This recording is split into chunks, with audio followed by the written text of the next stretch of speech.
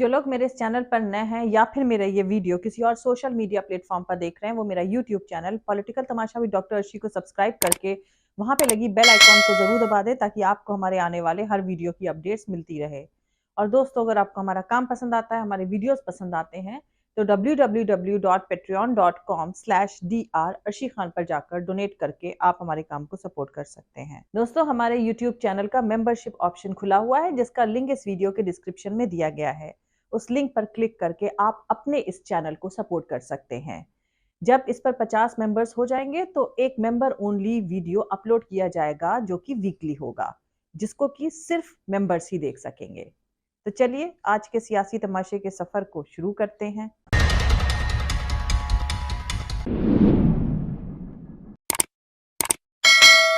प्रधानमंत्री नरेंद्र मोदी 28 मई को सावरकर की बर्थ एनिवर्सरी पर नए संसद भवन का इनॉग्रेशन करेंगे।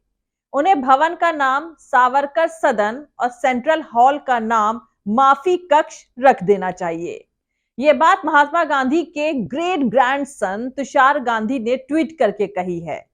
तुषार गांधी का मानना है कि ऐसा नहीं है कि नए संसद भवन के इनॉग्रेशन की तारीख यूं ही चुन ली गई है और बाद में पता चला कि अरे उस दिन तो सावरकर की बर्थ एनिवर्सरी है।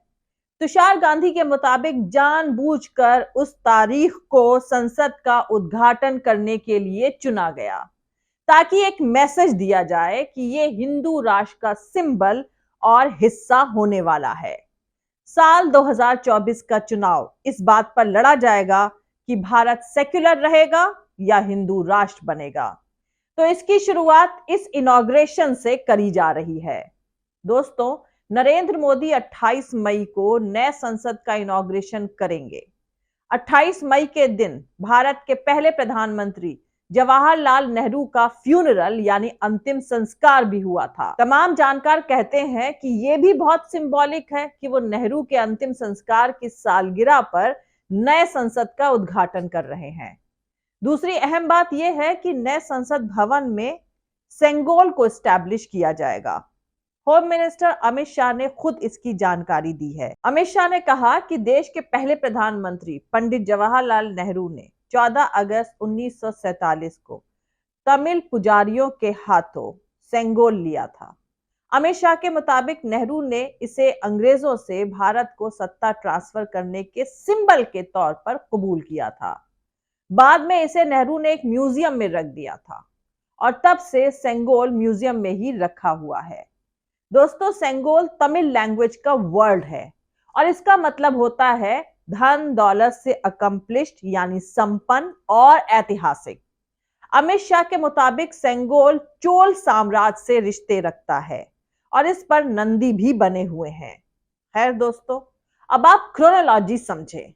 डेमोक्रेसी और सत्ता ट्रांसफर के सिंबल सेंगोल यानी राजदंड की दरअसल आरएसएस के 100 साल 2025 में पूरे होने जा रहे हैं। आजादी के बाद महाराष्ट्रीय ब्राह्मणों ने कहा कि सत्ता ट्रांसफर होकर उन्हें नहीं कुछ मिला तो आजादी कैसी। चंद्रकांत वानखेड़े को अगर आप पढ़ें तो मेरे कहने का मतलब आपको बारीकी से समझ में आ जाएगा। खैर, 2014 में नरेंद्र मोदी प्रधानमंत्री बने तो एक हिंदुत्ववादी ने कहा कि पृथ्वीराज चौहान के बाद पहला गौ भक्त सत्ता में आया है। अब संसद की नई बिल्डिंग बन गई है। 28 मई को सावरकर का जन्मदिन यानी उनकी बर्थडे है। गांधी की हत्या के मामले में सावरकर का रोल पूरी दुनिया जानती है। आजादी के बाद गांधी के फॉलोअर्स को सत्ता ट्रांसफर हुई। गांधी का कत्ल एक हिंदुत्ववादी ने किया जिसकी तस्वीर 2023 के रामनवमी जुलूसों में लहराई गई। उसके फॉलोअर्स की तादाद लगातार बढ़ रही है। अब 28 मई 2023 को पार्लियामेंट की नई बिल्डिंग का इनॉग्रेशन होगा। इसी दिन लोकसभा स्पीकर की कुर्सी के बगल में राजदंड यानी सेंगोल रखा जाएगा। संसद में जनता के चुने हुए रिप्रेजेंटेटिव बैठेंगे, लेकिन सामने रखा होगा राजदंड। राजदंड किस धर्म के राजा इस्तेमाल करते थे ये आपको पता ही होगा। होम मिनिस्ट्री की तरफ से जारी सेंगोल को जरा ध्यान से देखिए। उसके मुठ पर नंदी विराजमान है।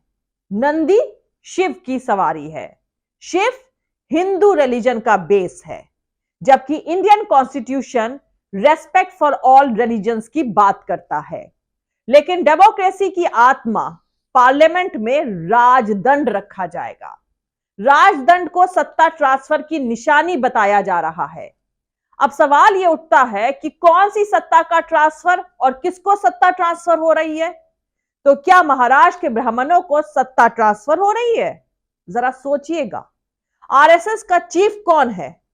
दोस्तों, 2025 की पहली तारीख में अभी 19 महीने बाकी हैं, यानी कहा जा सकता है वेलकम टू हिंदू राष्ट्र। दोस्तों, अंग्रेजों के जिस राजदंड को पंडित जवाहरलाल नेहरू ने इलाहाबाद के म्यूजियम में दफना दिया था, उनके साथी रहे उसे अब भारतीय संसद में रखने जा रहे हैं। सियासी तमाशे में दुनिया की सबसे बड़ी डेमोक्रेसी के पार्लियामेंट में राजदंड स्टैब्लिश किया जाएगा। अब अगर राजदंड स्थापित होगा तो राजा कौन होगा? इसका मतलब तो शायद यही हुआ कि मेडिवल वाली राजशाही वापस आने वाली है। दोस्तों, सत्ता ट्रांसफर के वक्त जिस राजदंड को अंग्रेजों ने नेहरू को सौंपा था, वो इलाहाबाद के म्यूजियम में इसलिए रखा गया था क्योंकि राजदंड राजा की ताकत का सिंबल होता है। उस वक्त ये अंग्रेजी राजशाही की निशानी के तौर पर नेहरू को सौंपा गया था, जिसका मतलब यह हुआ कि अब सत्ता भारत के हाथों में सौंपी जाती है। तब भारत डेमोक्रेटिक नहीं था। उसके बाद भारत में डेमोक्रेसी आई और इसीलिए उस राजदंड को नेहरू ने म्यूजियम में रखवा दिया। वो सत्ता के ट्रांसफर का सिंबल था। उस वक्त सत्ता एक साम्राज्य से ट्रांसफर हुई थी और इसे भारत की जनता ने लड़कर छीना था। अब सवाल यहां पर यह उठता है कि अभी कौन किसे सत्ता सौंप रहा है? 2023 में भारत को किससे आजादी मिलने जा रही है? वैसे जब अंग्रेजों से सत्ता ट्रांसफर हो रही थी, तब इसी गिरोह के लोग अंग्रेजों के लिए क्या कर रहे थे, यह सबको मालूम ही है। 75 साल बाद आजादी याद आई है। ब्रिटेन में राजशाही थी तो ब्रिटिश सरकार ने भारत को राजदंड सौंपा था। भारत 75 सालों से डेमोक्रेटिक मुल्क है, मतलब राजा रानी मर गए, प्रजातंत्र आ गया। तब इस वक्त राजदंड का क्या काम है? लगता है एक गिरोह भारत को मेडिवल रजवाड़ा बनाना चाहता है। इसीलिए सियासी तमाशे के तहत हर सुबह इस डेमोक्रेसी के ताबूत में एक कील ठोक दी जाती है। दोस्तों, महात्मा गांधी के ग्रेट ग्रैंडसन तुषार गांधी कहते हैं कि नए संसद भवन के उद्घाटन के लिए सावरकर की पैदाइश के दिन को चुनने के सरकार के इस फैसले से उन्हें कोई ताज्जुब नहीं हुआ और ये एक्सपेक्टेड था। तुषार गांधी के मुताबिक तमाम सवालों से घिरे एक शख्स की बर्थ एनिवर्सरी को, लोकशाही के सबसे बड़े एग्जाम्पल को इनॉग्रेशन के साथ जोड़ना कोई इत्तेफाक नहीं है और ये समझबूझकर किया गया है। वो कहते हैं कि ये सारी कवायद एक बेवकूफी है। नई संसद बनाने के लिए इतनी रकम खर्च करने की कोई जरूरत नहीं थी। ये प्रधानमंत्री का मेगालोमेनिया है कि वो एक ऐसे मेमोरियल चाहते हैं जिसके बारे में वो शेखी बघाड़ सकें। तुषार गांधी के मुताबिक नए संसद भवन का उद्घाटन उनके अपने नजरिए के भारत को प्रोजेक्ट करने की कोशिश है। नई संसद में जो सारनाथ का अशोक स्तंभ बनाया गया है, उसमें शेरों को आदमखोर शेरों की तरह दिखाया गया है, जबकि जो ओरिजिनल मॉन्यूमेंट है उसमें लायन यानी शेर ताकत के सिंबल थे। लेकिन उसमें डराने की कोई बात नहीं नजर आती थी। एक झूठी मर्दाना इमेज दिखाने की कोशिश में उसे भी बदल दिया गया है। तो हर चीज में जो बदलाव लाने की जरूरत दिख रही है, उसका पैटर्न ये नया संसद भवन है। वैसे आरएसएस वाले जिंदगी भर नेहरू को गालियां देते रहे, उन्हें फर्जी फॉरवर्ड्स में मुसलमान तक बताते रहे। अब संसद के नए भवन के इनॉग्रेशन पर हुए बवाल पर खुद अमित शाह बता रहे हैं कि नेहरू जी ने मुल्क की आजादी पर सत्ता ट्रांसफर की निशानी चोल राजाओं के सेंगोल को बनाया था। खैर, नेहरू जी ने जिसे छिपा कर रख लिया था आनंद भवन में, उससे गिल्ली डंडा खेलते थे, अब उसे भी मोदी जी बाहर निकाल कर लाए हैं। बाकी मुल्क की मासूम अवाम का क्या? गयासुद्दीन गाजी से लेकर मैं एजुकेशन से अंग्रेज, व्यवहार से मुसलमान और बस जन्म से हिंदू हूं, जैसे नेहरू को लेकर फैलाए तमाम झूठों का रेसिटेशन करते रहें जब तक हाथ में कटोरा नहीं आ जाता।